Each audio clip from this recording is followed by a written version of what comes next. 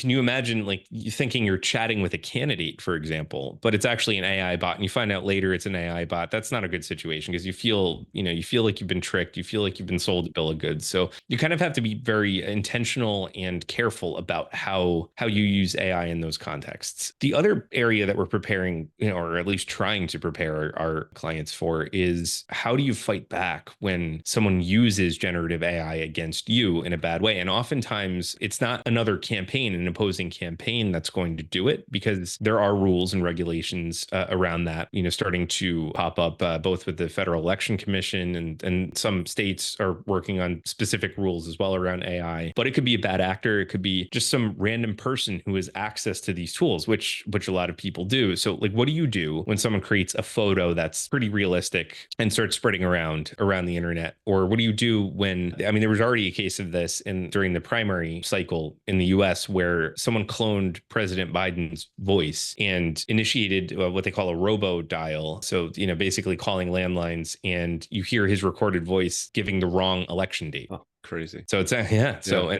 well, not that crazy. It makes sense, but yeah. Crazy and scary, right? Yes.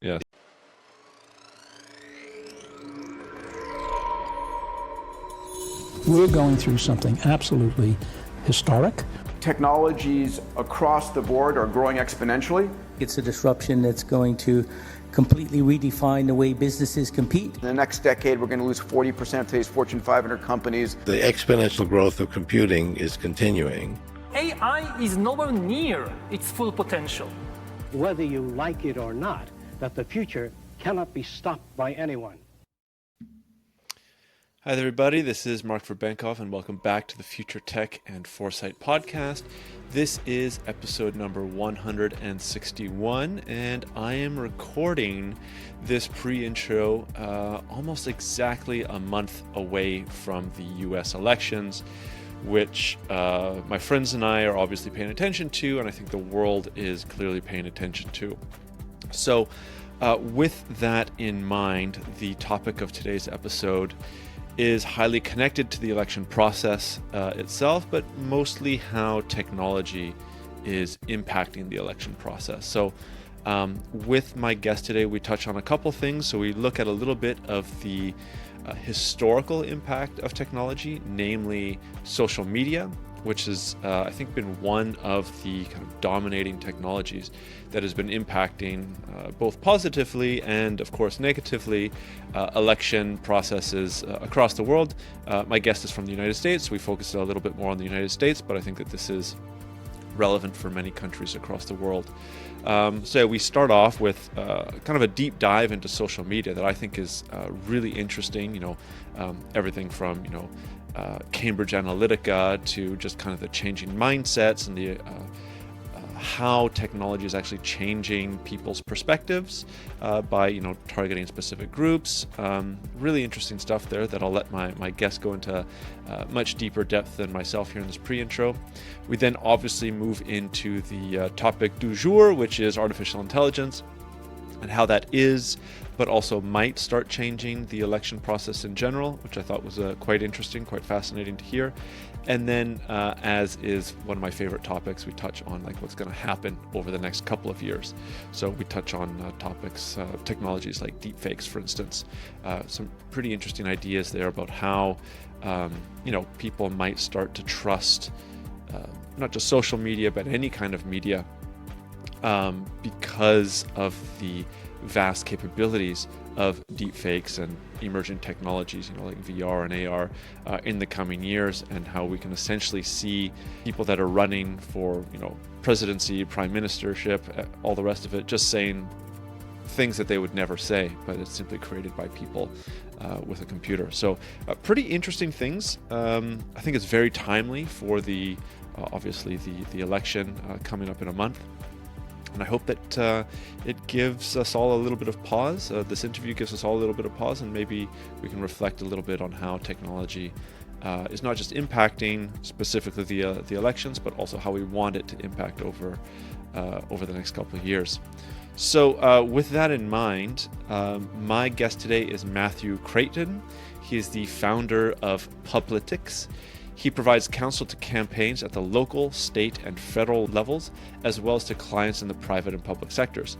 Most recently, Matt worked on special projects during the 2020 presidential campaign, including having helped create Joe Biden's viral "We Just Did" hat. He is currently an adjunct professor at Sanitary University's business department, teaching in their first-of-its-kind social media program. Prior to founding Publitics, Matt worked at Farley Dickinson University's Public Mind Poll and later taught freshman seminar for political science students and in the law in the liberal arts program as an adjunct instructor. I found this conversation quite interesting. We did try to keep it as objective as possible, so not trying to have our own personal biases being relayed too much in the conversation, although those things always tend to come out. But we kept it as minimal as possible and really tried to keep it, as I said, objective in light of all the technology that we're talking about. So I hope that you guys all enjoy this podcast. I found the conversation to be quite interesting and, of course, very timely for the times that we're in. So thanks for listening. Okay. Well, hi there, Matthew. Thank you very much for coming on to the Future Tech and Foresight podcast today. It's great to have you here to talk about something. I think I may have talked about it once in kind of a solo episode before. So it's great to have a guest to talk about, technology, AI, and how the, I guess, political and election cycle is going to be impacted by that now and in the future. I think it's a fascinating and very, very topical discussion. So great to have you on today to talk about this. Thank you for having me. Yeah. So, I mean, we should start with how you got interested in this, right? Whether we're calling this digital communication or digital strategy and technology, like what was was there an event? Was there something that, intrigued you to get you interested in this? Or were you kind of just always geared towards these kinds of topics and interest? Sure. Yeah. So I sort of took a little bit of a roundabout route to politics. So I, was in college, and my goal initially was to become a teacher, but things happened and took a slightly different path in life. But I had always had an interest in politics in general, and had some good fortune to be able to work during grad school for a public opinion polling institute where you can measure public opinion on various issues, candidates, elected officials, those sorts of things. So, that really started to get the wheels turning for me. And then, when I had an opportunity to get into politics, it was right when social media platforms were becoming a much bigger part of campaign communication. So this was sort of like the heyday of like organic reach on Facebook. And the emergence of Facebook as a tool that campaigns started to use. In addition, like Twitter was starting to come into its own, which were the sort of big two. And then, later on Snapchat, there was a lot of talk about that. And, and then of course, Instagram came on the scene. So the timing of it was kind of interesting, in that it I think pushed me in that direction. And, just having been sort of, I think this is sort of like a typical kind of millennial thing where at least, I guess I consider myself a middle millennial, right? So it's sort of 1 foot in, 1 foot out of the world, that we're used to now, where we have screens everywhere, where we have access to what in maybe the 90s or even early 2000s would have seemed like supercomputers, right? Like our smartphones are unbelievable tools. And if you were to go back in time and show someone any of these devices that we have in our pockets today, people wouldn't believe it, right? They'd be like, what is this? This is amazing. So it's been interesting to see that transition and having experienced the world without those things, right? With those old, I remember as a kid, we had the Packard Bell desktop computer that was the size of the desk and right. Almost never worked, right? It almost never worked in the dial-up internet and all that stuff. So transitioning to Facebook, where it's like you could see the vast difference between those two things. The early iterations of web, I guess it was like web 2.0, right? Where there was a lot of user generated content, to like Facebook, to social media, to like MySpace even, though that didn't really turn into much of a political platform. But But seeing that difference was definitely intriguing, kind of pushed me in that direction of like, this is going to be big, right? I think, I mean, obviously I wasn't the only one. That, there were a lot of strategists and political consultants, practitioners, and folks who worked on campaigns who understood the value of these things. So, you started to see the use of email marketing, for example, to do fundraising. So this was all sort of coming into focus at this point. And it was a really interesting time. And then, fast forward from there. So we're talking really like 2011, 2012 to now, almost unrecognizable too. Like, obviously we still have Facebook, Meta now, with Instagram and all of the other tools that are and platforms that are embedded within that. But it's a much different world. But that's really where my interest came from, was seeing the acceleration of what you could do with some of these tech tools, from, again, the giant desktop computer that never worked, to having access to the entire world in your pocket. So it was a really interesting time for me. Yeah, no, definitely. I'm also a bit of an older millennial myself, so I definitely remember the time where I didn't have an email, I didn't know what an email was, and then I got critique for not knowing what an email was, even though my friend had just gotten it like a week before, and to now where, I'm fully immersed and, I've got like 4 screens. I'm using ChatGPT every single day. The amount of technology and, as you said, like social media has really changed the landscape of our lives, and certainly the election process and digital marketing in general.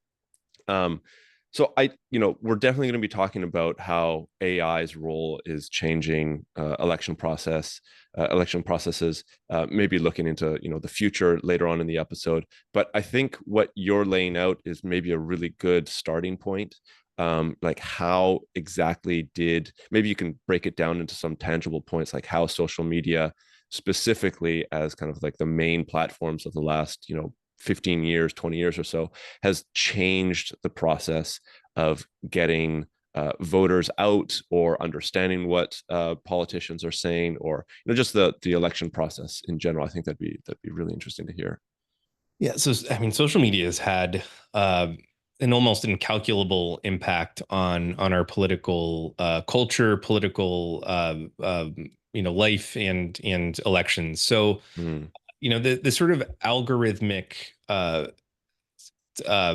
serving of content, right, where the algorithms give you more and more of what you like, what you react to, and a lot of those things are emotionally driven as well, right? So if you look at a lot of the research that's out there, content, like, they're sort of activating emotions, right? So anger, surprise, things like that tend to lead to more virality, and then that's sort of a self-reinforcing thing, where you're starting to click on one thing you agree with, or makes you angry, and then you're served more of that content. So I think in some ways, as we've moved from the early days of Facebook, or the early days of some of these other social media platforms, that we're starting to see real filter bubbles form, where and you see it on cable news too. So it's not entirely a problem of digital platforms, but it is something that happens where you do get filtered into areas of content that you like and that you engage with, and then that's constantly reinforced by the same stuff. You don't really get a lot of different stuff. So once it knows what you like, that's what you're gonna get into. But then it also incentivizes to content that again evokes those activating emotions. So we're talking anger, right? And that's a big thing, and kind of a hallmark of how social media has evolved over the course of the last 10 years or so.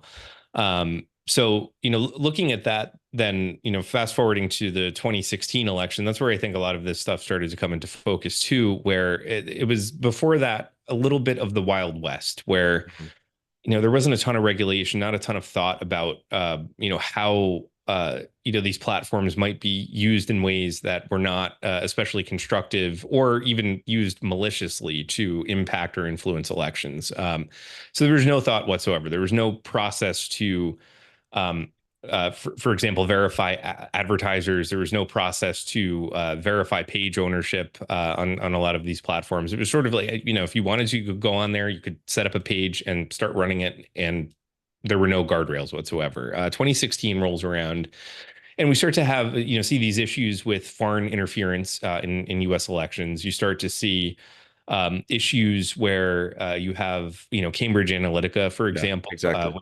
which reaches into the world of data privacy. So, and actually, I have a whole other like sort of side thought about the Cambridge Analytica stuff.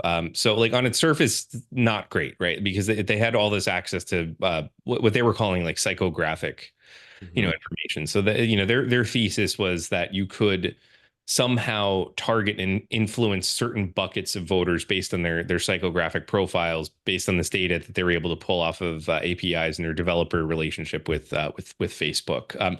That's not great, right? Like obviously you don't want to have your like entire personality tests and like very personal data available to anyone who can grab it, and then to have that shared around in a way that's dangerous for individual consumers. So I think bad on that front. Though I do think, and I do think that they should have done something, like something should have been done about that, because obviously the intention was bad. And, had they actually figured out how to do it effectively, it could have been extraordinarily dangerous. I would say that the bigger issue, though, wasn't so much that it was psychographic data. Like I haven't seen good evidence that targeting on psychographics actually really moves voters one way or the other. I mean, there are all sorts of other measures or variables that you would look at for targeting that are much more effective than trying to figure out if someone's like conscientious or neurotic or whatever the categories that they had. So right.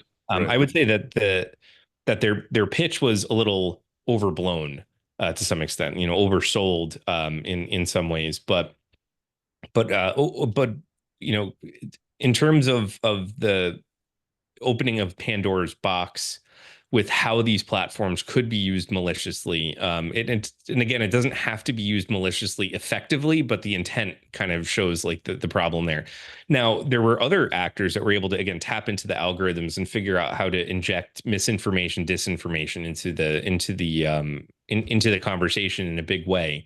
And again, understanding the algorithms and understanding how that works and self-reinforces, it's very easy to do that once you figure out the formula, so all right, we're going to make people angry, and here's how we're going to do it. And we're going to tap into these pre-existing beliefs or sort of undercurrents in what people believe about the political system, and we're going to exploit those things, and we're going to continue to cycle in information. So even if it's like it false on its face, you're likely to believe stuff like that, and we're still dealing with it today. I mean, even with all of the guardrails in place,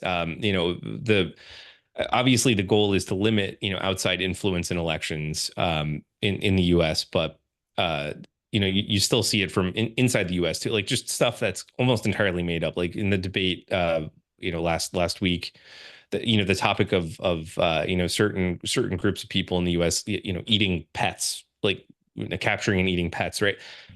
Not true, but it's a thing that like taps into a pre-existing belief among certain elements of the electorate. And obviously, like if that were true or demonstrably true in some way, that would make anybody angry, right? Like who wants to see an animal get harmed? That's a horrible thing. You don't want to see that. So that makes you angry, and then it self-reinforces, and it taps into this belief about maybe immigration and things that you already kind of feel some frustration about, but haven't consciously thought through as a voter. So that's sort of the evolution, is like, you go from the Wild West to people kind of figuring out, okay, maybe I can use this in a way that's not so productive. And there were good parts of it too, obviously being able to democratize access to information, like looking all the way back. I mean, this feels like it was such a long time ago, but in the grand scheme of things wasn't, but like Arab Spring, right? Where people were able to connect with each other and organize and try to push democracy in certain places where it didn't exist. So like there are some positives, but there are also a lot of negatives where people were able to kind of use these platforms, to now when we're still trying to figure out what those guardrails look like, and how is that supposed to work? How do you shut down misinformation? How do you combat those things, both in high tech and in low tech ways? I mean, I think there are a number of ways to tackle it. I think this point of other people, other countries using it at a larger scale is a great segue into one of the things I wanted to ask you about. Like, obviously back in what was it, 2006, 2004, something like that, MySpace MSN Messenger was the place that I would go to. But even then, like most of my friends were kind of on it, not really on it. But now it's like, we've got, I don't know, 10 different platforms that pretty much most people who are online are using all the time. And even if you're only using one or two platforms, it seems like everybody under the sun is kind of using these platforms. The social media way of interacting is kind of ubiquitous across society, whereas 15, obviously 20 years ago it certainly wasn't. How is, I guess my question is, how is the ubiquitousness of these social media platforms changing things as well, especially with related to the point that, okay, we understand that foreign actors can inject ideas, whether it's misinformation, disinformation, malinformation, all these new terms that people are getting put in their face, but also the power of some of these platforms to withhold information, right? Mm-hmm. Now, I am not that politically driven. I try to keep my ideas out of all of these conversations and in general, but I've heard of certain information from like the Twitter files of withholding certain information or having institutions limiting certain voices. And I think that my question really is, as these platforms are getting more and more ubiquitous, everybody's using them, there's also the power, good or bad, of withholding information so that maybe filter bubbles become more narrow, if you will, if you're unable to get even differing voices even onto the platforms. Like how does that relate to the election process as well? That is a really good question. And I think it gets back to this core idea of like how do you actually deal with disinformation from the platform, but both disinformation and misinformation. Mm-hmm. So like maliciously, intentional information that's not correct or completely fabricated in some cases, or misinformation, like stuff that the rumor mill starts going and it's just like slightly off, or there's something about it. So I think that cuts to the core of this idea of like, what do we actually do about this, or even starting back at the fundamental question of should we be doing anything about this? And I think that for a functioning democracy in general, and I'm not just speaking about the U.S., but in a lot of places around the world. So for a functioning democracy, you need to have a couple of things that have tension with each other, which is where I think this gets hard. So first, obviously, freedom of speech is in the U.S., not in actually all democracies, because there is not a guaranteed right to free speech, and even a lot of parts of Europe necessarily. But in the U.S., it is enshrined in our Constitution. You have a right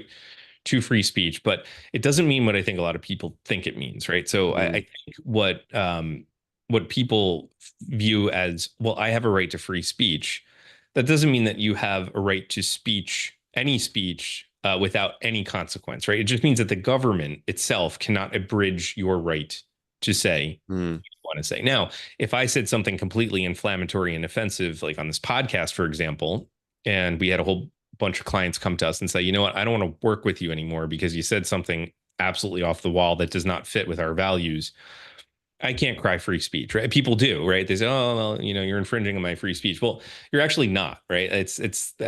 I have a choice to say what I want. And really that's the fundamental, nature of capitalism, right? The market gets to decide what it wants to hear and what it doesn't want to hear. So you can say whatever you want. You just, have to expect that, some people might not want to hear that. There are consequences to your actions, right? Consequences. Yeah, exactly.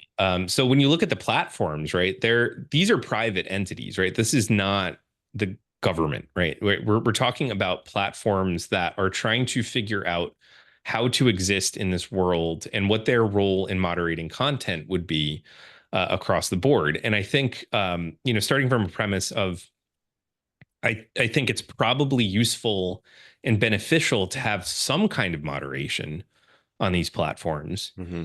Because there are all sorts of very harmful things in many ways that can proliferate very quickly. Just like you can't show something like certain things on network television, like during the day, like sure. You just simply cannot, right? It's not allowed. I think because there are a lot of eyes on that, and kids or people who otherwise shouldn't be seeing some of these things. So I think like if we start from a premise that like it probably is a good thing to have some moderation. The question is like how do you implement that without going too far one way or the other? And I think the bottom line is you're going to mess up sometimes, right? Like you're going to screw up, you're going to miss at the end of the day. But I do think it's important because they have enormous power to shift perceptions. Even though it's not the platform itself deciding, I mean, the algorithms decide sort of which content is surfaced, but it's not conscious decisions necessarily that one thing or the other will be surfaced. So I think we end up getting bogged down in these conversations, unfortunately, around these platforms that lack the important nuance, because I think there's this impulse to try to make everything like super political. In reality, like it's a complex question that exists. It's nested within a very complex society or a complex political system with a wide diversity of political beliefs. So unfortunately, it's just very hard to have those nuanced conversations, right? Like we like to have conversations in binaries, like this is right, this is wrong, like very clear delineations between those two things, and I don't think that it actually exists, unfortunately. So we do have to live in the world that we have, and not lament the world that we should have, unfortunately. So going back to the original question about like how do these things like influence, and the ubiquity of these platforms influence votes. I think that we've kind of come actually a little full circle from when social media started to become part of the political conversation, where you went from, and this is generally in political communication, I think across the board. Well, this is my theory. I'll put it out there. I'll take ownership. So this is my theory of the case at the moment, is because there are so many different options that you almost need to figure out a way to inject that message into like whatever your message is into those different spaces in a much broader way. So we went from micro targeting, right? So like, let's figure out what, like, let's say soccer moms who live in, the suburbs, they drive minivans. Like, what do they think? What are the issues that are going to move them? And then let's serve them specific content that's going to get them from point A to point B. I think we've moved actually beyond that, because our sort of political environment has become so calcified that and also our attention so fragmented across these platforms, that you almost need to have like an idea, if you're trying to communicate with people across the platforms, of what the macro message is. Like, how can you inject these ideas more broadly, and then they filter into different places. So like if you think about podcasts, for example, this is a really good example of this, right? So the audio version of a lot of podcasts, especially some of the really, really big ones, they garner giant audiences, but that's not the total audience that they have. Think about all the clips that filter into different places on the internet. And some of those clips aren't even produced necessarily by the podcast themselves. It's just the conversation propels itself into those spaces. So I think that's how we're kind of thinking about the social media landscape now, is that it's a broader conversation that filters its way into these areas, and then plus you add in the quirks of each of the platforms. So some of them are kind of walled gardens, like the messaging app, like WhatsApp groups and things like that, are ripe for disinformation, because it's hard to get in there, and unless you're injecting those ideas into the bloodstream, essentially, they're not going to reach in there unless you're running like a bot kind of boiler room type situation, where you have people like just constantly, and people do, right? Like, I'm not saying campaigns do, they really shouldn't, but bad actors certainly have rooms full of people sitting there pushing this stuff into the bloodstream. So it's a really interesting time to think through these issues, the issues around free speech, and then the role of the platforms in promoting safety. What does that mean for their bottom lines? I mean, because they're companies, they have investors, they have a mandate to do what they need to do. So there are a lot of sort of open questions around that. I'm not sure anyone has the right answer, other than I think we need to start from the place of moderation is probably good. It's just like, how do you implement that in a way that feels balanced? Right. Very interesting. Okay, well, I definitely want to jump into artificial intelligence and some other technologies, but this social media conversation is actually really interesting. So maybe one or two other short questions on there. Um, with your organization, if I'm pronouncing this correctly, Publitics, you know, I'm over here in Canada, so you know I'm a little bit objective when it comes to the States. We've seen and we've been maybe pushed a number of different videos of, you know, a lot of these old congressmen asking, you know, Zuckerberg or some of these other AI platforms very basic questions, like sometimes questions that are like what, it's not even connected to what the internet is or what social media is doing. When you have clients coming to you for help in like a local or you know, I know that you also work on the federal level for these election processes. What kind of questions are you getting? Like, how aware are they of the power and impact of social media? Now, I'm assuming your clients are much more knowledgeable than some older leaders in the States and certainly in Canada. But I'm just kind of curious as to like how they're framing the impact and power of social media platforms today, and then maybe also are they thinking in the next, you know, election cycle as well. So I think there's sort of two parts to that. So I think there's an intuitive sense that social media is very important. Like everyone just knows that. Yeah. They have an intuitive sense of its importance in the sort of communications mix in a campaign. Sometimes you have clients who have gotten under the hood and like really understand what it is that's driving one thing or the other. And other times, again, it's just sort of that like lead with the gut, kind of lead with feeling. You know, I feel like social media is important. I'm on it all the time. And for clients, actually, it's the interesting thing is it's one of the few places where you get absolute instantaneous feedback. So especially if you get down to the very, I mean, this is true on the federal level, but if you get down to like a very local level, even like you get that feedback immediately on certain things. And that takes takes up a lot of space, you know, mental and strategic energy trying to work around that, because that's not always the best way to manage a communications issue is you know, relying on that instantaneous feedback, because like I said, you know, the algorithms and the people, some of the people that tend to participate most in these conversations online tend to be coming at it from a place of those activating emotions, right? It's surprise, it's anger, it's outrage, you know, stuff like that pushes the communication along. So I think when, you know, when we're thinking about our clients and how they think about social media, I would say it's a mix, right? Some, again, have gotten under the hood and they kind of understand the algorithms and they understand how to filter out mentally to the extent that they can some of the things that they see on social media. But I mean, honestly, we tell a lot of our clients personally to, other than when they are, you know, posting something themselves or are, you know, engaging in a constructive way, it's probably for the best to stay off of it, to be honest with you, in many ways, because it's the stuff that you're going to see or the things that you're going to react to psychologically, even as an individual, the negative stuff is always going to stick with you more so than the positive stuff. Because you'll see a whole bunch of stuff like, oh, this was fine, this is okay, like thank you, whatever. And then you'll see like, I hate you, you know, you're the absolute worst. Like, you know, I want to drum you out of office and you know, run you out of town and I never want to see you again.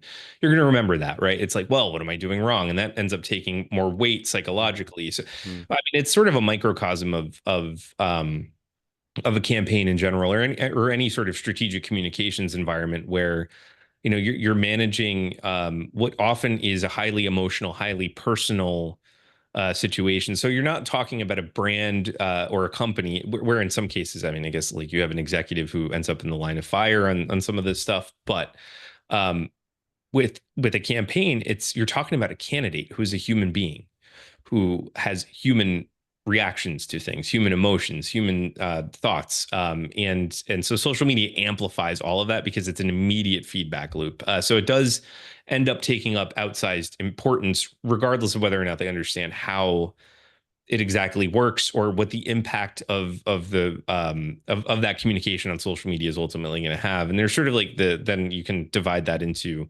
organic and paid, right? And the majority of the political stuff now is paid, because there's not a ton of organic reach, except for, like Instagram, Reels and TikTok and LinkedIn. You don't see as much political content on LinkedIn, but it's out there. So like Instagram, Reels, that sort of stuff. Facebook groups are a big one, like on the local level, where it's just like near constant like negativity. I don't know if in Canada they have Oh yeah. community. Yep. Yeah. We're humans up here as well. We have all the nonsense that you guys are dealing with, just on a smaller scale. Yeah. Yeah, so that's what I would say. It's like a kind of a mixed bag in that front. And then like also like once you get into office, so let's say you're in you reference some of these hearings where it almost feels like a tech support call sometimes. Like, well, how do I use my phone, or what is the Google, or whatever. Yeah. I mean, I'm only half joking, unfortunately, but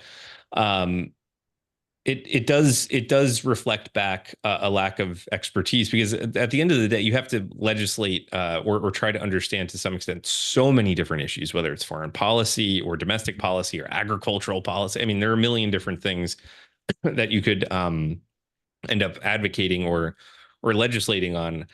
And tech moves so fast that our regulatory structure is not built to keep up with that sort of stuff. It's just not. Like, it's more deliberative. It's a little slower. And I think there are advantages actually to deliberative, slow processes for a lot of things, because you want to make sure that it's right, that it moves along with the pace of society in general, and that you're not getting too far out in front.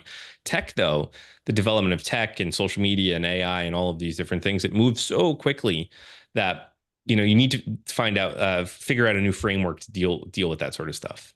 Okay, well that's maybe a perfect segue. Do you see the reach, maybe not the reach, but the use of social media by your clients, specifically the ones focused on elections, dwindling? Is it increasing? And then how is AI kind of being mixed into this use or strategies that they're utilizing? Yeah, I would say that the social media use continues to increase. I mean, it's I would say stable to increasing. It's just been a fixture of political campaigns for a long time now, and I don't see that changing in the near future, because again, it's one of those things where you have to be everywhere, unfortunately, and it's an enormous strain from a campaign perspective. On resources, because you have so many different options for how people pay attention, or what people pay attention to. So I mean, think about sitting around watching Netflix at night. Better chance than not, you're probably also looking at your phone too while you're doing that, and you might even be listening to something else in like a different. I mean, so there are all sorts of demands on our attention. That you almost have to figure out how to be like, how can I be on TikTok? How can I be on Reels? How can I be on CTV or OTT, which is the stream, like Hulu ads on like Hulu and like other platforms like that? How can I be on linear TV? I mean, it's insane. The number of places that you have to try to compete nowadays. But I would say social media usage for campaigns is continuing to increase. And again, it's that immediate feedback that I think people kind of like. Sometimes it takes on a bit of an outsized importance in some ways, when in reality it's just another thing that you have to do, right? It's not more or less important than the fundamentals of a campaign. To answer your question about AI, I think we're still very much at the early stages of how AI is being used, and we're sort of exercising.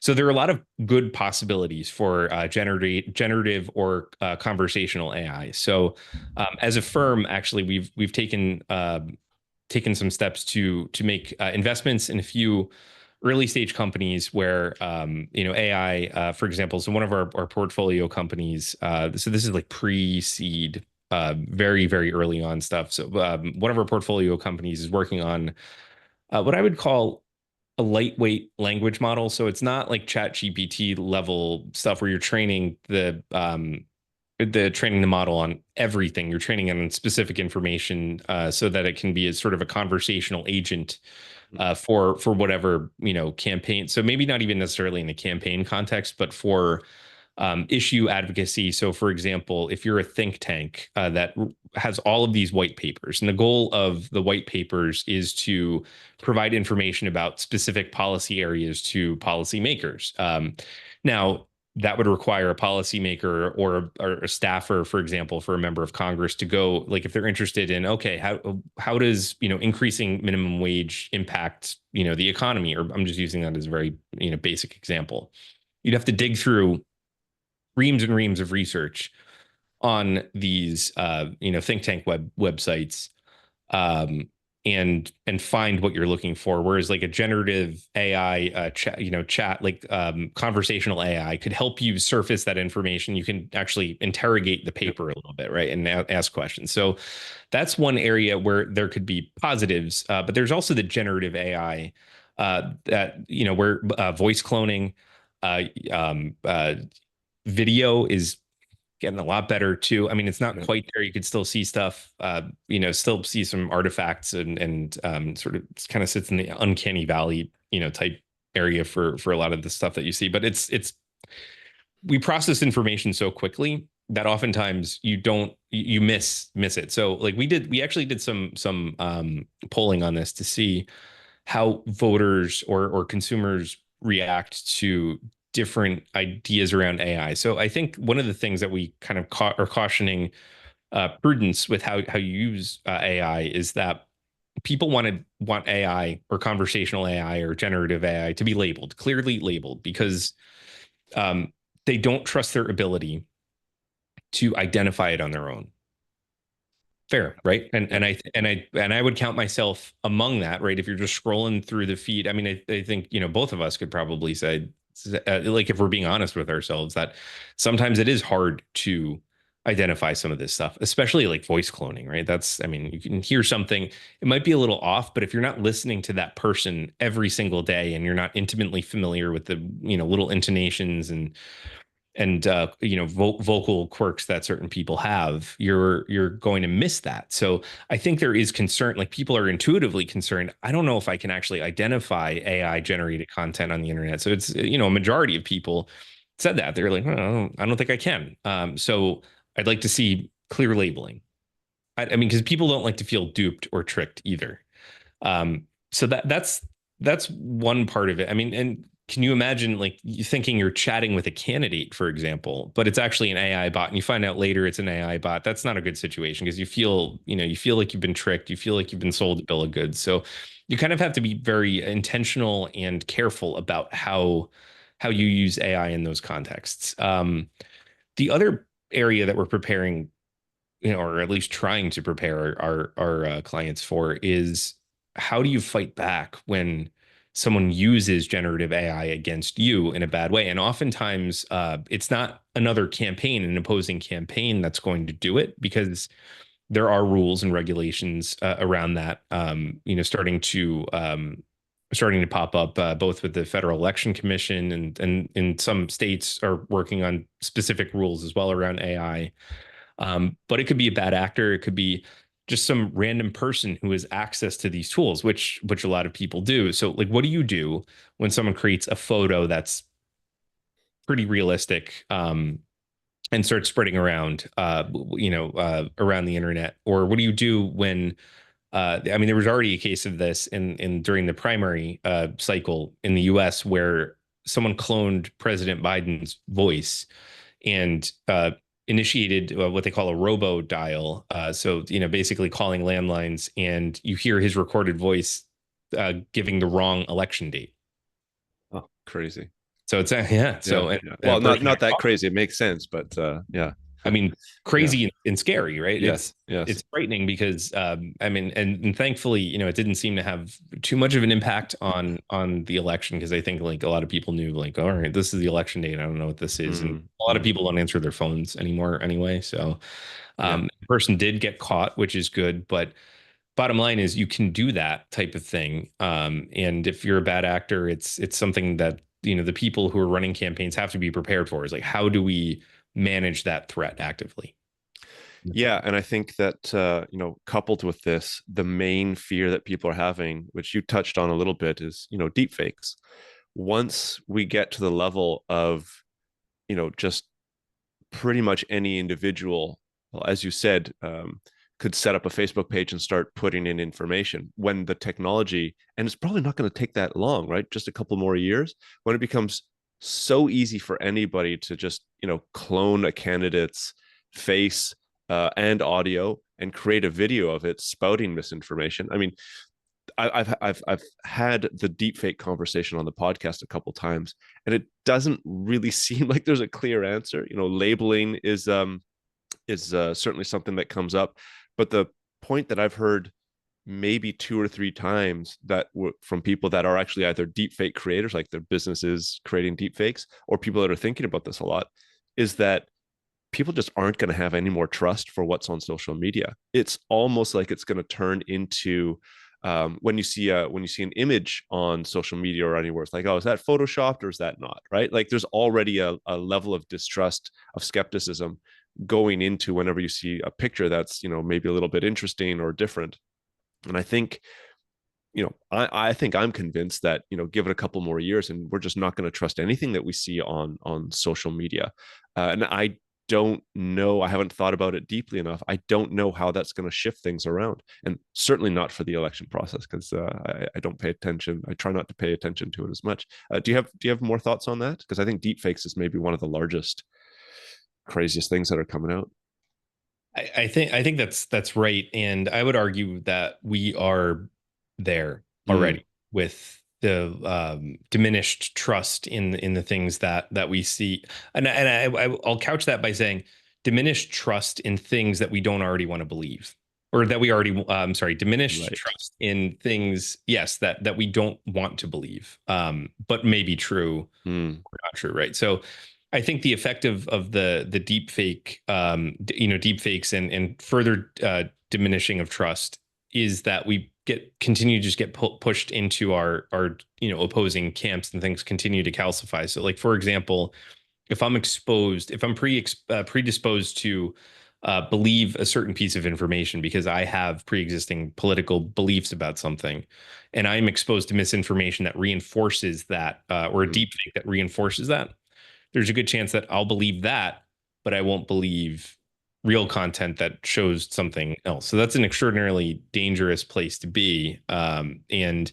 again, you see that in our elections in the U.S. at least, where we have a lot of polling, and the bottom line is our country is very closely divided, and you don't see big movement one way or the other based on any events, right? So I think there is a majority there are a majority of people in this country that want to preserve democracy and continue on a better path, and then there's a slightly smaller number of people, but nearly half of the country, who maybe doesn't want that direction, or doesn't really think about the consequences of what that might be, and it's just really locked in. So like no particular event swings the election one way or the other. And I think, again, getting back to deepfakes, you see a deepfake that just reinforces your belief. You're going to kind of believe that, as opposed to, and you're not going to believe the response to that, or the actual information, and vice versa, right? So it depends on what side of the aisle you're on. But I think that's the real danger that we and I think we're living through it now. It's not it's not as potent as it could be with really hyper realistic deepfakes. Yeah. I mean, it's fascinating and terrifying, which is something that I keep saying on the podcast whenever we're talking about, these fascinating emerging technologies. It's a little bit frightening to think about what's going to happen, especially as you talked about it, the divide that your country and, my country, and I think many countries have to a certain extent in the modern day era. And I think that social media has been a profound, if not the main tool or reason for a lot of these divides. Maybe the divide was always there, but it's certainly proliferated and accentuated that divide. And yeah, these deepfake and AI tools are going to be pretty profound. I do see that our time is winding down. I think Matthew, we could talk for another hour about all this. Maybe one or two other quick questions. So we've touched on maybe a little bit of artificial intelligence and what it's going to do to people's, whether you want to call it these filter bubbles growing, or distrust in the future of whatever we're going to see. how are campaigns using the increased data analysis of AI tools to maybe target more individuals in like swing states or things like that? Like, are you seeing that being used as well, or is it mostly this generative AI that's the tool of choice for these political campaigns? Yeah, I mean, this is a really cool area where AI is, I think, can serve a really practical purpose for a lot of campaigns. So from our perspective, we are actually using AI to do large amounts of data analysis, and you can put in it can handle thousands and thousands of inputs to generate models around certain things. I mean, one area that that's especially interesting to me is that if you can take like open-ended data. So like the way that we typically measure political opinion in this country and around the world is, there's sort of the qualitative and the quantitative research. So the quantitative are the polls, right? The asking of like, who are you going to vote for, this candidate or this candidate? Or, do you support or oppose a particular issue, right? So those things are not especially nuanced, very surface level, support scores, and it doesn't really dig into the hierarchy of issues. So, for example, like if you ask, like climate change, this is a really good example of an issue that people look at and say, well, do you believe in climate change? Yes, like the majority of Americans believe in climate change. The majority of Americans have experienced extreme weather that they believe is possibly due to climate change. I mean, it is due to climate change, but that they're open to the fact that it's due to climate change, and they also support government action on climate change. The problem is, in terms of the hierarchy of overall issues, it's not as salient as some of the other stuff like economy, jobs, affordability, like all of those other things that fit into that box. So like when you see that number on climate change, like let's just say it's a 60-40 split in most cases, where 60% of people do believe in climate change, do believe we should do something. We all exist in a world where there are limited numbers there's a limited number of resources that you can deploy to solve any problem, societal problem. Number one. Number two is it's just not salient enough to drive votes. So like the vast majority of people say they support this, but they're more interested, like if a candidate is going to run on affordability, they're more interested in voting for that candidate, even if they don't necessarily believe in climate change. I know that's kind of an extreme simplified example, but so that's one of those things where it's like you don't get that nuance in polling. And I mean, there are a couple of tricks that you can use to try to suss that out. But in open-ended answers, right, qualitative stuff where you would do focus groups and really dig into the why. So like the polling, to me, it's like the what. What is the answer here? What do people believe? The why is really interesting, and being able to process large amounts of that open-ended data where you used to have people in a room hand coding responses like this is positive, this is negative, this is, and kind of interpret that.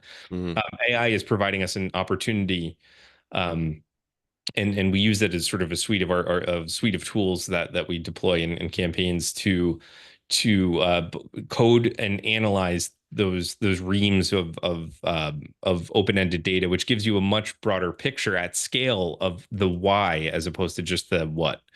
So that's super interesting. You can build out personas too and run simulations on elections. So like you just build in polling data, layer in consumer data. So it's like sort of modeling, but very dynamic. And there has been dynamic modeling and predictive modeling in campaigns for a long time now, but this is sort of that on steroids, right? You can do it much more quickly. You can do it. You can run like millions of simulations on the data, to see where things shake out. So like eventually you can kind of predict where certain people will react to messages after doing a couple of polls, getting those inputs, and then building out that model. You can kind of simulate an election environment essentially and say, okay, well, these groups are moved by this, these groups are moved by this in a way that's much bigger than so it's sort of an accelerant, right? It accelerates the stuff that we're already doing. It's just like in a much bigger scale. So it's, to me, that's fascinating. I think definitely also comes with some drawbacks too. You can always use stuff for malicious purposes, and I hope not. I hope it helps us develop a better understanding of human opinion and human thought processes so that we can get to better places from a policy perspective and from, again, a mutual understanding perspective as a society. It's like, why is it that there is so much animus and hate in certain places? Or why, how can we solve big issues like climate change, for example, that require a gigantic collective effort on the part of everybody? Like, how can we move forward on those things and truly understand the psychology of that and boost the salience of those issues? So definitely a lot of possibilities there too. Yeah, really interesting. I see that we only have a couple minutes left. Do you have a hard cutoff, or can you go a couple minutes later? Keep going, yeah. Okay, great. Well, we'll cut this part out, but it's so interesting and so topical. There's a couple more questions, just two or three that I want to give, and you give great responses. Okay, so maybe moving beyond AI a little bit here. I'm thinking, obviously podcasts didn't exist 24 years ago, but I'm sure there were people discussing, the impact of social media on the political landscape over the next, several years. Podcasts do exist now, so we get the benefit of hearing your thoughts on this. We've touched on AI. Are there any other emerging technologies? I've talked a lot about VR and AR on the impact of society. Do you think that there will be a kind of transition into those, or any other emerging technologies that you see that might be quite impactful on the election process in general? I don't think that we can say 20 years out ahead in the future, because things are going to get too wild, but pick a time frame, 3-5 years or something like that. Or are there any things that you're seeing right now? Yeah, I mean, I think there's some possibilities. Like, I think AR and VR are certainly areas that you could see some traction with. The big question on that is, can you facilitate widespread adoption of the hardware required for those types of things? So smart glasses, or maybe even like smart contact lenses at some point, or other sort of like, interfaces that wearable interfaces that people interact with, and there is a possibility that is the direction that we are headed in. And in that case, as I think we've seen with almost every other medium, we've gone from radio ads, right, for back before TV was a thing, and then the 24-hour news cycle became a thing, and they need to fill in advertising spots. So then you started to advertise on TV, and that's where you found eyeball, and you moved from that to cable TV to OTT and like streaming, and then social media and all those things. So I think the eyeballs will follow wherever the in the investment in for on the part of campaigns will follow the eyeballs, down the path of wherever they end up. So again, whether that's some sort of like smart glasses interface, or some other human virtual sort of interface, that's certainly an area. And I think it's funny because you see things kind of build up and then fall off a little bit. Like, I remember, well, I don't know. I say I remember as if this was a very long time ago, but it really wasn't. It was metaverse, right? This whole idea of the metaverse, and you had all these like companies like buying up real estate, right? With NFT real estate within the metaverse. I would ask, well, what happened there? Like, are we still doing that? Maybe a little bit, but it's not nearly as like, I think we've moved on a little bit from that, because the adoption of the hardware among the vast majority of the population just isn't there. Like Google Glass, right, for example, pretty cool hardware, pretty cool for people who are into it, but just there wasn't a market for it. So the question is, like, is there a market? Is there an adoption of the hardware? That's what I would say. And then looking even further out from that, like, if to your point about 20 years from now, who knows? That could be pretty spooky. Like, I mean, we're talking about like all sorts of stuff, like, brain, faces and things that I personally don't even want to think about at this point. It's just, it's a bit much for me personally, but nothing is impossible though either. So, but yeah, I would say that those are the two areas, and then you never know what other like social media platforms are going to pop up and catch fire. I mean, TikTok, kind of, I don't want to say came out of nowhere, but it, went from an app where it's predominantly people dancing and lip syncing the songs to a place where people post all sorts of videos. And it's really the same concept. It's just short form videos that you can scroll through. But they figured out an algorithm that keeps people in the app for long periods of time. So it'll be interesting to see where that goes, and then couple that with the tension with this idea that is social media and are some of these digital spaces healthy for us, like as a species, as people, as human beings, right? So that's a big thing. Yeah. That's that. I mean, we could have a whole other conversation about that. I'll definitely have to bring you back on in like 10 years or sometime when Neuralink and these other brain computer interface platforms are a little bit more, shall we say, commercialized, and see how that's been impacting the commercial process. I typically finish the conversation on kind of the future trends and what's happening, which we just touched about. But I think it would be what's the proper term? It would behoove us to not focus on election integrity and security and cybersecurity and some of these things, especially if and maybe this is outside of America as well, if the world is moving more and more into kind of the digital voting patterns. And maybe correct me if I'm wrong, like this is something that I kind of see and in my periphery. But if the world is moving more and more to a digital voting process, how do you see election integrity and cybersecurity becoming more and more important, obviously? But like, what are your thoughts on this, essentially?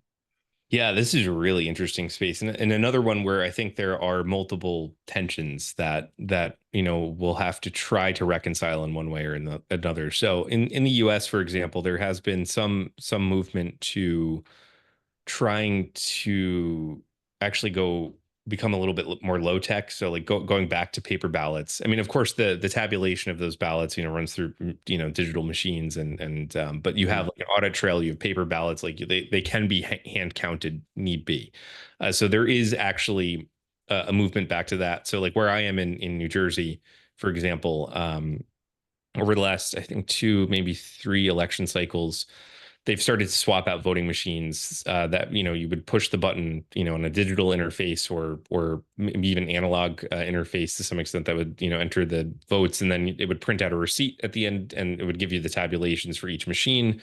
Now it's you fill in your ballot, fold it up, stick it in the scanner, and it scans the machine. So it sort of went backwards actually from election integrity standpoint, and I think. A lot of that was as a result of and this is going to sound very counterintuitive given what happened in the aftermath of the 2020 election.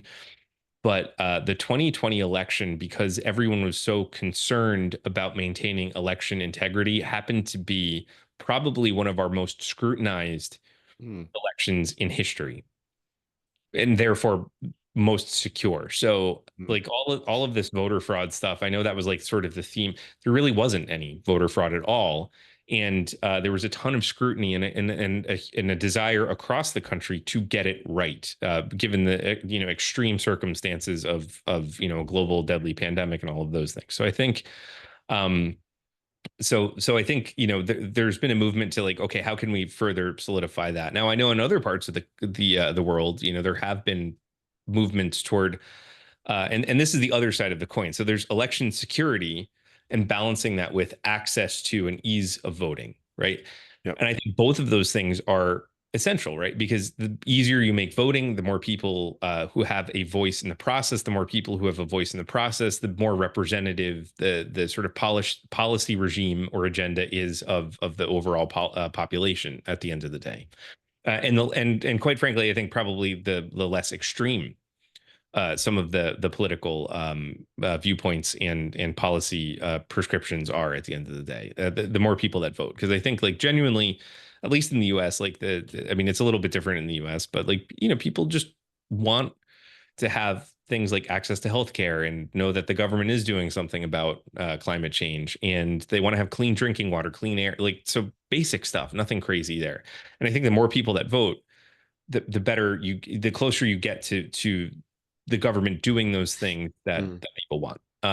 Now, that access does potentially not like physical voting machines like I just talked about. Like in the US, we have again very secure elections. Like there's really nothing to worry about now, but I know like in certain places, like I think it was Estonia, they tried to move to an all actually very, very digitized over there. Yes.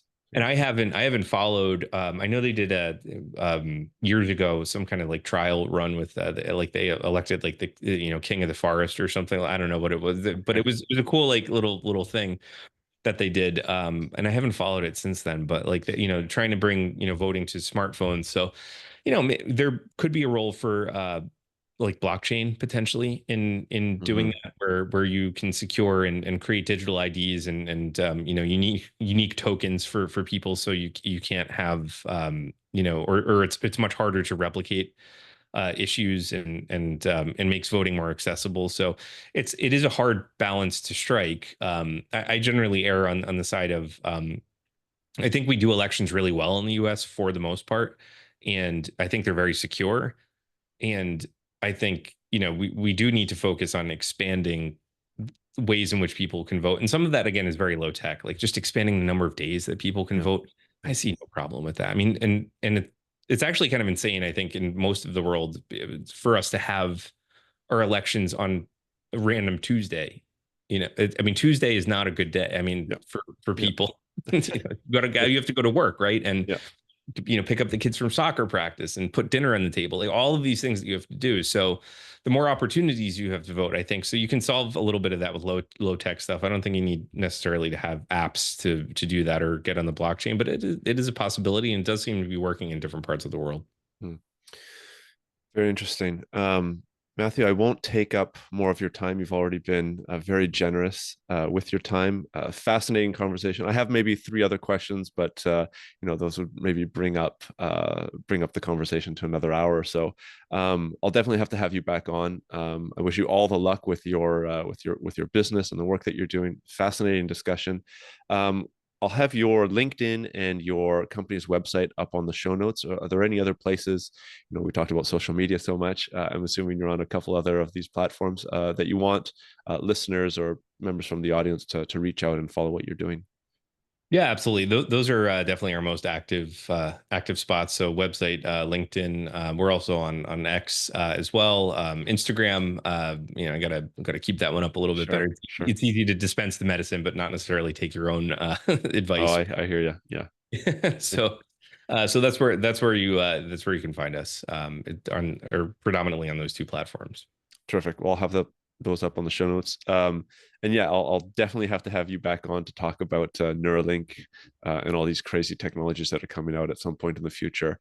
I think it's going to be a wild ride over the next 10 years, 15 years, with, obviously AI growing considerably, but some of these other things that are coming out, it's going to be a pretty substantial paradigm shift for all of us. So thanks for coming on and talking about, some of the things that we're seeing right now and going to see in the next couple of years. It's a very enjoyable conversation. Thanks for having me. Terrific. Well, thanks for listening to this week's Future Tech and Foresight podcast. If you like what you've heard here, there are, of course, a number of ways that you can support the podcast.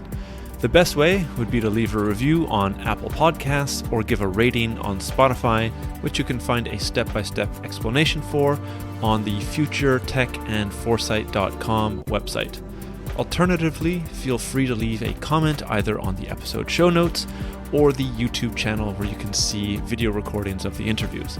And finally, if you are part of an organization that is aware of the disruptive and transformational impact that emerging and future technologies will bring and want to know more, please get in touch to hear about the strategic foresight services that we offer and how we can help future-proof your organization and take advantage of the phenomenal opportunities available to survive and thrive in the future.